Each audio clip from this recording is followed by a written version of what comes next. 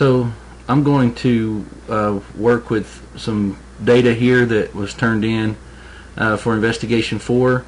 I'm borrowing Fabrice Santone's data just to try to make another video screenshot for investigation number 4. This one will involve the use of your standard solution concentrations and their respective absorbances to create that calibration curve. The first thing I've got here is just the data. You had your blank, which was distilled water, which was used to calibrate the instrument. I left a blank in the example data table that I gave you for you to write in here your actual analytical wavelength. And I deleted this one on here, but I believe it was 628.50 nanometers. But that's important because that tells you that's the color of orange light, and this is a blue solution. So it makes sense that it was the color of light that was absorbed the most. So, but creating a calibration curve is pretty simple. Remember, it's just relating the concentration of something to some other property, and we've done density before. Now this is using absorbance versus concentration. So to start your graph, your calibration curve, you just highlight your data, and you have here everything from the 0, the blank, all the way through the stock solution.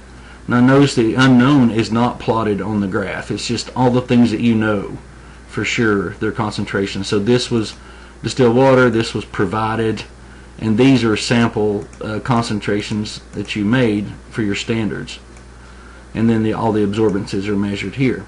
So you highlight all that data, and you go to Insert and Scatter, plot right here, and don't connect the lines, just like that. And then some formatting things that I like for you to do once you make this. First thing is that I like is just click on these grid lines and hit delete on horizontal and vertical. I don't like you to have grid lines on this one, so just get rid of them. This is table 2. This will be figure 2. So figure 2, and figure 2 is the absorbance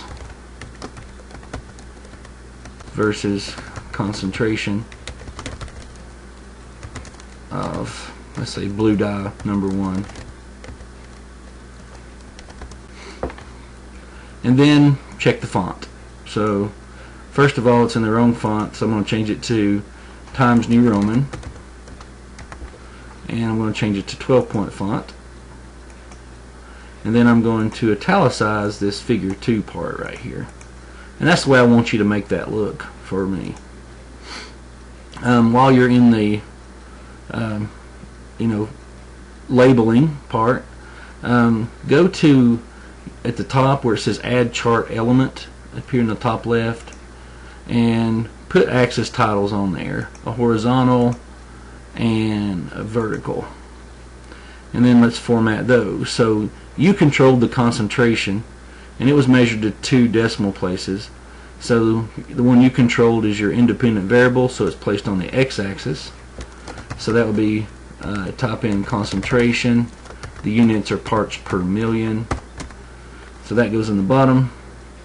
And then your decimal places are already formatted to 2 on here. If they weren't, you need to change that by using the Format Axis tab.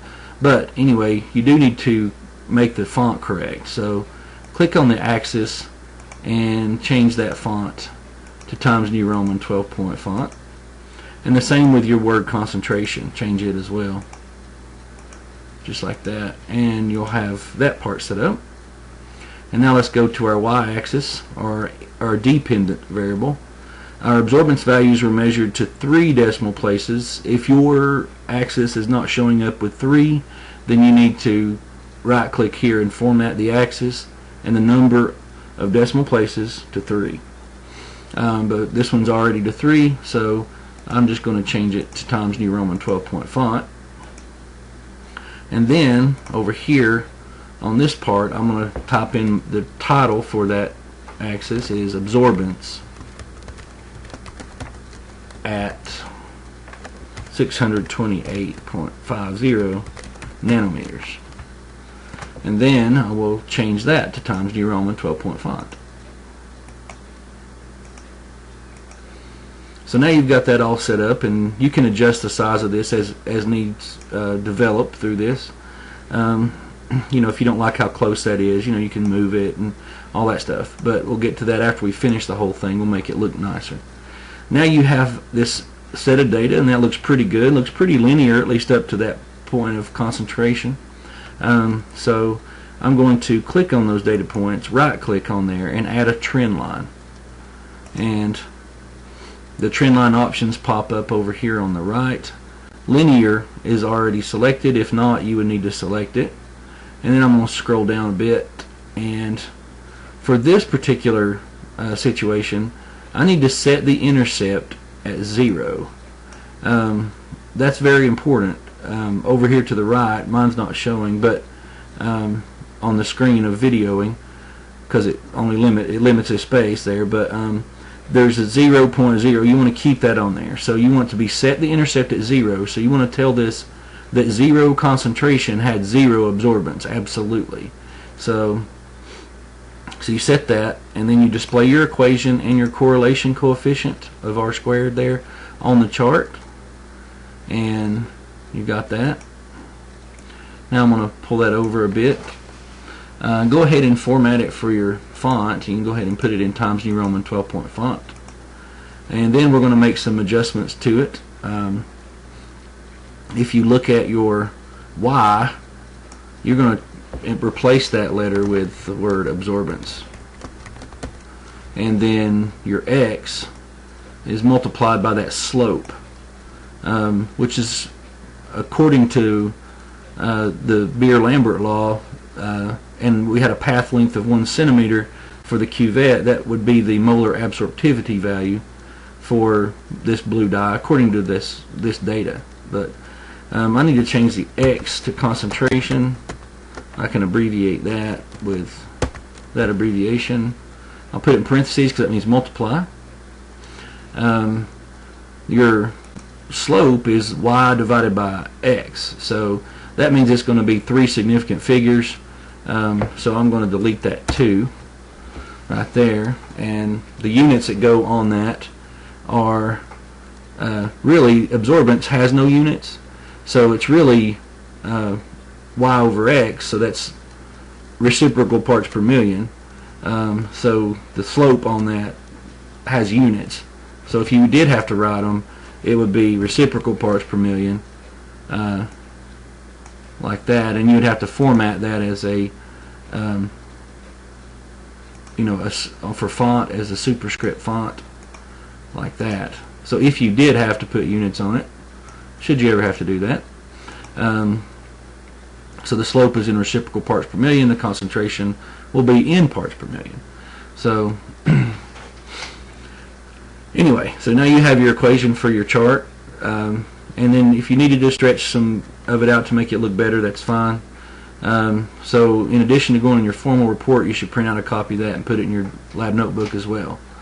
The correlation coefficient is not part of the calculation. It just tells you that it's very close to +1. That's good. That means that the data fits the line well.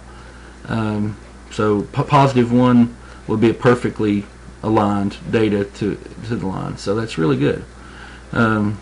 So the next part, you can use this equation and plug in your absorbance value that you measured when you measured the unknown absorbance value, and divide that by your slope and get your concentration in parts per million. So that's a very useful thing, and that's what you have to do for the for this investigation, is determine the concentration of the unknown. So you use, once you make this calibration curve, you can measure your absorbance of your unknown, plug it in for absorbance, solve for concentration, and you should be able to arrive at a predictable number to compare it to the actual concentration of 2.20 parts per million. That's the actual, and you'll have it.